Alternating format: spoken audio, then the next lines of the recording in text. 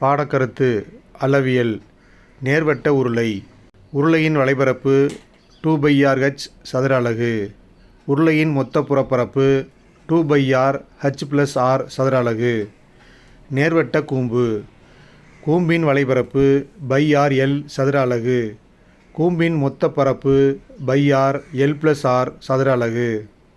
கூம்பின் சாய்வுயரம் L √r² + h². கோளம் அரைக்கோளம். கோளத்தின் வளைபரப்பு 4/r² சதுர அலகு. கோளத்தின் மொத்த பரப்பு 4/r² சதுர அலகு. அரைக்கோளத்தின் வளைபரப்பு 2/r² சதுர அலகு.